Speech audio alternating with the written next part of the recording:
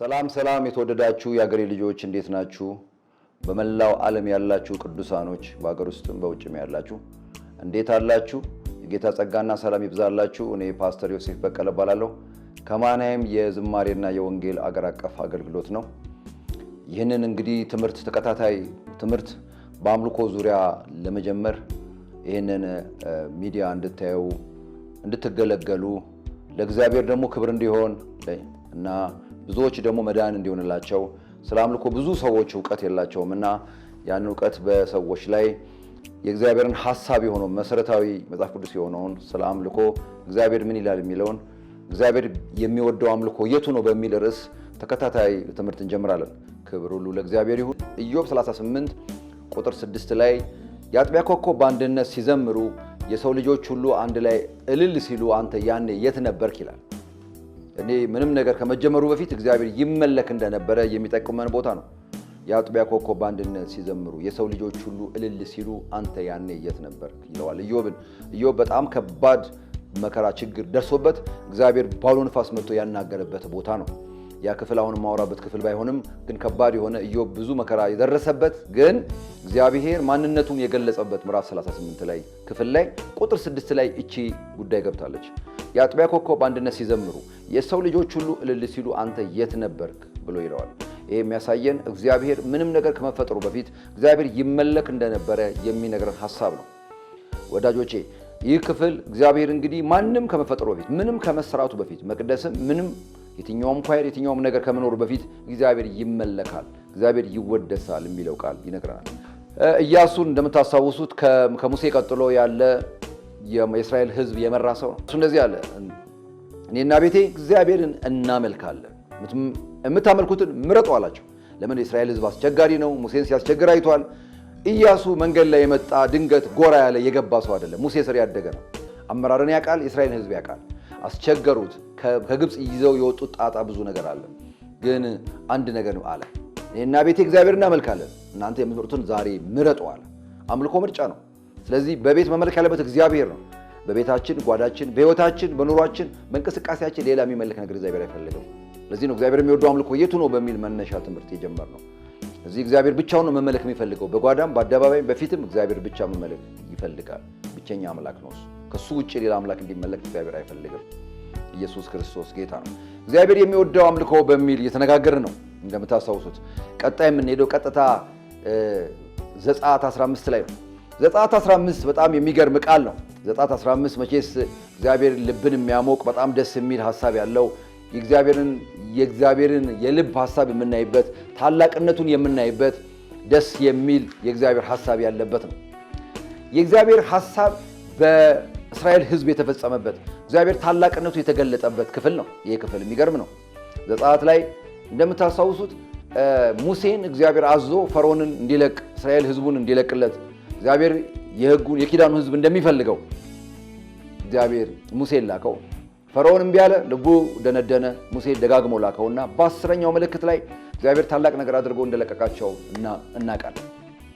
እና ታሪኩ እናንተ ታውቁታላችሁ። የምፈልገው ፖይንት ላይ ዋናው የመውጣታቸው ላይ ስለሆነ ነው። እዛ ጋ ያለው ነው አምልኮ ልቤን የሚያሞቀውና ደስ የሚለኝ በጣም የምወደው የሆነ ክፍል ነው። ይህ ክፍል እግዚአብሔር በታላቅነቱ የተገለጠበት ለእስራኤል ሕዝብ ራሱን የገለጠበት ለዓለም ሁሉ መነጋገሪያ የሆነ እስካሁን ድረስ እግዚአብሔርን የምናከብርበት ምስጋናው እንዴት ያለ አምላክ ነው። አምላክነቱን ከፍ ያደርገ ፈርዖን ያለኔ ማንም የለም ብሎ ሲኩራራ ሲፋንን የነበረ ማን ነው እግዚአብሔር ማን ነው የላከ ሲለው እግዚአብሔር ሙሴን ማን ልበል ብሎ እግዚአብሔር ሙሴ ጠየቀ። ምክንያቱም ፈርዖን ያውቀዋል። በፈርዖን ቤት ነው ያደገው እግዚአብሔር ማን ነው ሙሴ። ስለዚህ ስለሚያውቀው ማን ላከኝ ልበለዋል።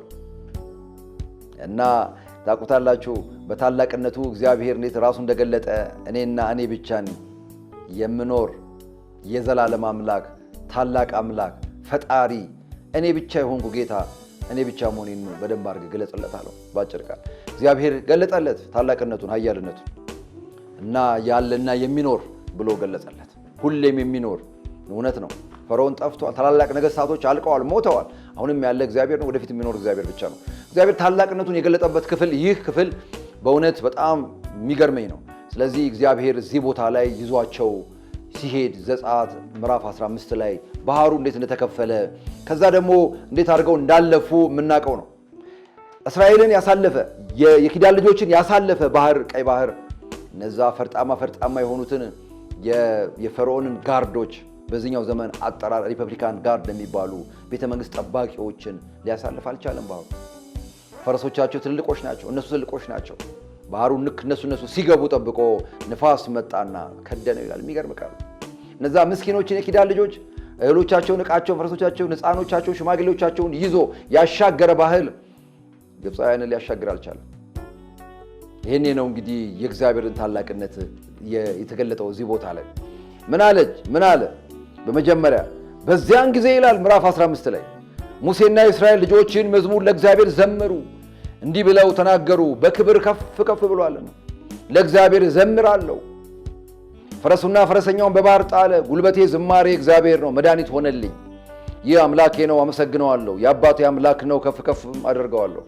እግዚአብሔር ተዋጊ ነው፣ ስሙም እግዚአብሔር። የፈርዖን ሰረገሎች ሰራዊቱን በባህር ጣላቸው።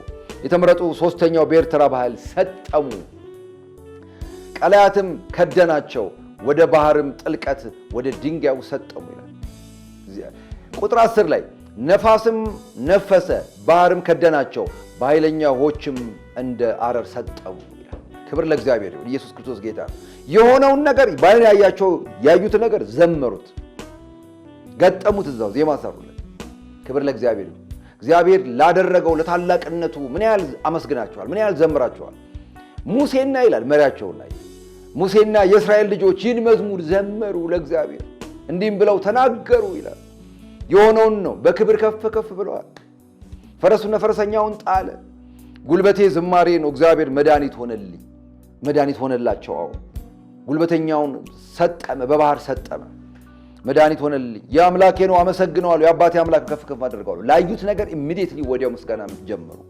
ነግራችኋለሁ የአባቴ ልጆች፣ ዝማሬ መድረክ ላይ አይደለም፣ ሽብሸባ፣ ዝማሬ፣ ሙዚቃ መድረክ ላይ አይደለም። በሆነው ነገር ኢሚዲየትሊ ወዲያው ምስጋና መስጠት ነው። የምስጋና ፕሮግራም ብሎ ቀን መቅጠር አይደለም፣ ወር መቅጠር፣ ሳምንት መቅጠር አይደለም። ነግራችኋለሁ እግዚአብሔር የሚወደው አምልኮ ወዲያውኑ ባያችሁት ነገር፣ በሰማችሁት ነገር፣ በሆነላችሁ ነገር ኢሚዲየትሊ እግዚአብሔርን ማመስገን። እኛ ደግሞ የሆነልን ነገር አለ። ምን? ስማችን በሕይወት መዝገብ ተጽፏል፣ ክርስቶስን አግኝተናል ሆነው። ስለዚህ ለማመስገን ቀስቃሽ አያስፈልገንም። ለማመስገን እግዚአብሔርን ምን ምክንያት ያስፈልገናል? የጎደለ ነገር አለ። አዎ የዓለም ጎደለ። በዚህ ዓለም ተኳቹን ያለው ኢየሱስ ክርስቶስ። አዎ ብዙ ነገር አላት፣ ብዙ የሚጎል ነገር አላት ይቻላል። የማይጎድል ግን አለ። ስማችን በሕይወት መዝገብ ተጽፏል። ለማመስገን ቀስቃሽ አንፈልግም። እግዚአብሔርን ለማምለክ ለመዘመር ቀስቃሽ አንፈልግም። የእግዚአብሔርን ታላቅነት ለመግለጥ በሩ ይኸው ተከፍቶልናል። ስማችን በሕይወት መዝገብ ተጽፎልናል። እግዚአብሔርን ለማመስገን በሩ አሁን ነው፣ መንገዱ አሁን ነው። ሆኖልናል። ያልሆነልን ምን አለ? ከክፉ ታድጎናል። በዚህ ምሽት፣ በዚህ ቀን፣ ነገ የት ወዴት እንደምንሄድ እናውቃለን። ጌታ እንደሚቀበለን እናውቃለን። ብቻ እሱን እያመለክን በንጽህናና በቅድስና እንጠብቅ፣ ዘይታችንን ሞልተን እንጠብቅ። መጽሐፍ ቅዱስ እንደሚነግረን ከዚህ ጋር ተያይዞ ማርያም ነው እንግዲህ ማርያም ያደረገችውን ነው እንግዲህ የምነግራችሁ። የፈርዖን ፈረሶች ከሰረገሎች ከፈረሰኞችም ጋር ወደ ባህር ገቡ፣ እግዚአብሔርም የባህሩን ውኆች መለሰባቸው። የእስራኤል ልጆች ግን በባህር መካከል በየብስ ሄዱ። የአሮን እህት ነቢይቱ ማርያም ከበሮ በእጇ ወሰደች። ሴቶቹም ሁሉ በከበሮ በዘፈን በኋሏ ወጡ። ማርያምም እየዘመረች መለሰችላቸው፣ በክብር ከፍ ብሏልና ለእግዚአብሔር ዘምሩ። ሃሌሉያ! ለእግዚአብሔር ዘምሩ አለች። ለማንም አይዘመርም፣ ለእግዚአብሔር ብቻ ነው የሚዘመረው። አየች። ከበሮ ከየት አመጣች? ሴቶቹ ከየት ከኋላ ከበሮ ይዘው ተከተሏት። መንገድ ላይ ሰሩ አይመስለኝም። በግብፅም ከበሮ ነበራቸው ማለት ነው። ይሄ የሙዚቃ መሳሪያ አብሯቸው ተከትሎ ይሄዳል ማለት እግዚአብሔርን ያከብሩታል ማለት ነው። አልተጻፈልንም፣ ግን እግዚአብሔርን ያመልኩታል። ዝም ብሎ ከበሮን አያስቀምጡትም ሰቅለው። አሁን ግን በግልጥ አወጡት። በግልጥ ይላል መጽሐፉ፣ በግልጥ ተተናገረው። በከበሮ በዘፈን ከኋሏ ወጡ ይላል። በእጇ ወሰደች፣ ሴቶቹም ሁሉ በከበሮ በዘፈን በኋሏ ወጡ ይላል። ይሄ ቃሉ ይተረጉም በእነሱ ዜማ እየከበሩ ማርያም ከበሮ አነሳች ይላል። ከበሮ ያነሳችው እንደዚህ አይነት ከበሮ ታንሳ ይሆን አናውቅም፣ ምን አይነት ከበሮ እንዳነሳች ግን ከበሮ ይላል በዚህ በአማርኛ ትርጉም። እግዚአብሔር አነሳች። እግዚአብሔር እንግዲህ እነዚህ መገልገያ ዕቃዎች የእግዚአብሔር ክብር ዕቃ መገለጫ መሆናቸውን፣ የአባቶቻችን ዕቃዎች መሆናቸውን ነው የሚያሳየን። መጽሐፍ ቅዱሳዊ መሆናቸውን፣ የእግዚአብሔር ክብር መገለጫ መሆናቸውን ነው የሚያሳየን። እግዚአብሔርን አወደሱት፣ እግዚአብሔርን አከበሩት። መዝሙር 150 ላይ እንደሚለው ድምፁ በሚያምር ጸናጽል እግዚአብሔርን በዜማ ዕቃ ሁሉ እግዚአብሔር መከበር እንዳለበት አነሱ። ይሄ እዚህ ጋር ነው መነሻው። ማርያም ከበሮ አነሳች ይላል። አነሳችና እግዚአብሔርን ከበሮ አከበረች፣ አነሳች። እነዚህ የምናያቸው የእግዚአብሔር የክብር መገለጫ የሆኑ ዕቃዎች ሁሉ በሚያምር ድምፁ በሚያምር ጽናጽል በሚል እምቢልታ ባይኖር የእምቢልታ ምሳሌ አድርገን የምንጠቀምበት በዚህ ጥሩምባ በክራር እግዚአብሔርን ለማወደስ በጣም በሚያምሩ ዕቃዎች እግዚአብሔርን ማወደስ መልካም ነው። በዋሽንት እግዚአብሔር በአለት በሰጠን በማሲንቆ እግዚአብሔርን ለማክበር በበገና እግዚአብሔርን ማወደስ በተለያዩ ዕቃዎች ሙዚቃ መሳሪያዎች በሚያምሩ ድምጽ መሳሪያዎች በኪቦርድ በሳክስፎን በሊድ ጊታር በቤዝ ጊታር እግዚአብሔርን ያከብራል። ድምጹ በሚያማምር ሙዚቃ መሳሪያው እግዚአብሔርን ማክበር ማወደስ ዕቃዎቻችንን ማንሳት ክብሩን ለእግዚአብሔር መስጠት ይሄ የዕለት የዕለት ስራችን መሆን አለበት። የተለያዩ ሐሳቦች ጥያቄዎች ሊነሱ ይችላሉ። እንደዚህ አይነት ዕቃ እንዲህ አይነት ዕቃ የሚሉ አሉ፣ አንዳንድ እንሰማለን። እነሱ ግን እንደሱ አይደለም። መጽሐፍ ቅዱስ ነው መነሻችን። ሰው ምላሽ ሊሰጠን አይችልም። ሰው ፈቃድ ሊሰጠን አይችልም። እግዚአብሔር ለማመስገን ለማወደስ ለማክበር መጽሐፍ ቅዱስ ምን ይላል ነው የሚባለው። መጽሐፍ ቅዱስ ምን ይላል? ይኸው ታችን ማርያም ከበሮ አነሳች፣ ከኋላዋም ከበሮ አንስተው ወጡ፣ በዘፈን ተከተሏል። ምን ለማለት? እግዚአብሔርን ለማክበር። ምን አሉ? እግዚአብሔርን ዘመሩ ለእግዚአብሔር። ምን ብለው? ፈረስና ፈረሰኛውን ጣለ። ምን አለች እሷ ደግሞ? በባህር ጣለ። ሙሴ የእስራኤልን በኤርትራ ባህር አስጓዘ፣ ወደሱም ወደ ምድረ በዳም ወጡ፣ በምድረ በዳም 3 ቀን ሄዱ ይላል እግዚአብሔር ቃል ሲናገር። ዘምረው መንገዳቸውን ሄዱ፣ አመስግነው ለእግዚአብሔር ዘመሩ፣ ለእግዚአብሔር ክብር ሰጥተው መንገዳቸውን ቀጠሉ። እኛም እነግራችኋለሁ ክርስቶስ እስኪመጣ ድረስ እንዘምር፣ እናወድስ፣ እግዚአብሔርን እናክብር። ንጹህ በሆነ አምልኮ፣ ንጹህ በሆነ ማንነት እግዚአብሔርን ማወደስ ይሁንልን፣ እግዚአብሔርን ማክበር ይሁንልን፣ እግዚአብሔርን ከፍ ማድረግ ይሁንልን። ኢየሱስ ክርስቶስ ጌታ ነው። ይሄ እንግዲህ መነሻ በጣም የደመቀ አምልኮ ዘጸአት 15 ላይ የደመቀ አምልኮ እስራኤል ሁሉ 600,000 ናቸው እንግዲህ የወጡት ሕፃናትና ሴቶች ሳይቆጠሩ 600,000 ሰራዊት ህዝብ ነው የወጣው እና ይሄ ሁሉ አስቡት ሲዘምር ሲያመልክ ይሄ ሁሉ እግዚአብሔር ሆይ እያለ ሲያከብር እግዚአብሔር ምንኛ ደስ ነው የሚለው። ይሄንን ነው እግዚአብሔር የሚፈልገው። ለዚህ ነው ታላቅነቱ የገለጠው በፈርዖን ላይ የገለጠው። እግዚአብሔርን ለማወደስ ምንም ፍቃድ፣ ምንም ሐሳብ፣ ምንም መነሻ፣ ምንም ነገር አያስፈልግም። ክርስቶስን አግኝተናል። የሕይወት መዝገብ ስማችን ተጽፏል። በጌታ ደስ ይበላችሁ ይላል እግዚአብሔር ቃል። በመንፈሳዊ ቅኔ እርስ በርሳችሁ ለእግዚአብሔር ተቀኙ ይላል እግዚአብሔር ቃል በአዲስ ኪዳን። ስለዚህ መቀኘት ስራችን ነው። እግዚአብሔርን ማክበር ስራችን ነው። የዕለት ዕለት ስራችን ነው። የማይቋረጥ ስራችን ነው። መድረክ ላይ ብቻ አይደለም። በቤታችን፣ በጓዳችን፣ በመንገዳችን ለእግዚአብሔር መቀኘት የዕለት ዕለት ስራችን እንደሆነ እነግራችኋለሁ። ክብር ሁሉ ለእግዚአብሔር ይሁን። ኢየሱስ ክርስቶስ ጌታ ነው። በመቀጠል ደግሞ በቀጣይ ደግሞ ትምህርታችን ዳዊት ላይ ነው። ብዙ ነገሮች ያሉት የዳዊትን አምልኮ እናያለን። ክብር ለእግዚአብሔር ይሁን። ኢየሱስ ክርስቶስ ጌታ ነው። ተባረኩልኝ።